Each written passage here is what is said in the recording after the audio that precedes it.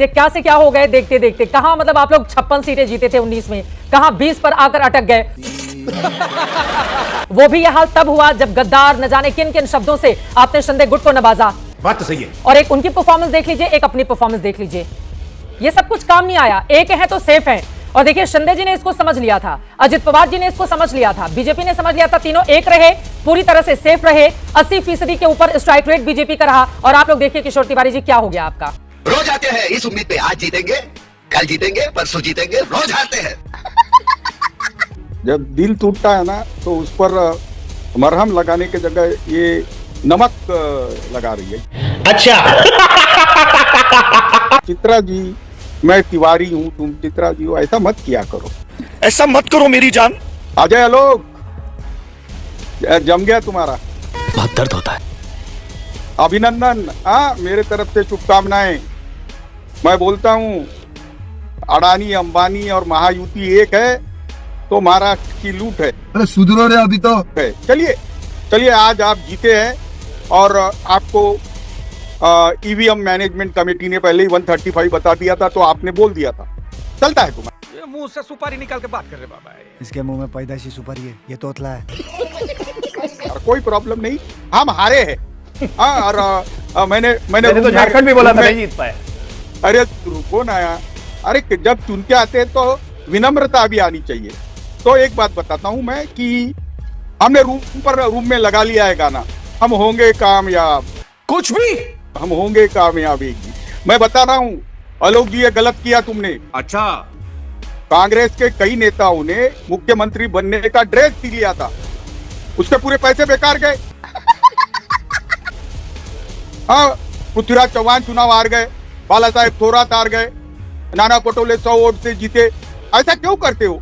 अभी मैंने जो सीए थे, वो तो मेरे रिश्तेदार की शादी में काम आ जाएंगे। लेकिन मैं अभी बता रहा हूँ, महाराष्ट्र में लाड़की बहन योजना चली। और एक बात हमें नहीं किशोर तिवारी जी, एक बार फिर से उस बात पे मैं आऊंगी। मैं थोड़ा सा अपने इमोशंस को, मुझे हंसी आ रही है आपको देख के, क्योंकि इस तरह का भाव सारे ही मेहमानों का बन जाता है।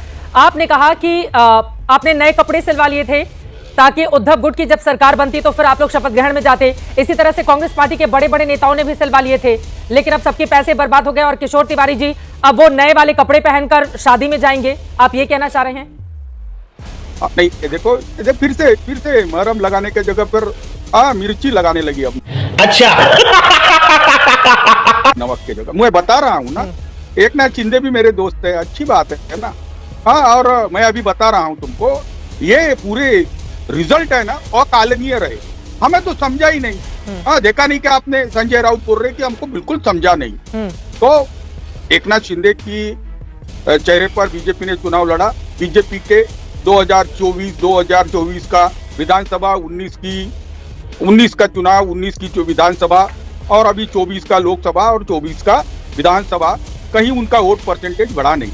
रीजनल पार्टियों का फेस सामने रखकर उन्होंने चुनाव लड़ा और सरप्राइजिंगली अजीत पवार का वोट परसेंटेज 6% से बढ़ गया और 3% पहले अपना तो देख लीजिए, आप कहां से कहां चले गए किशोर तिवारी जी।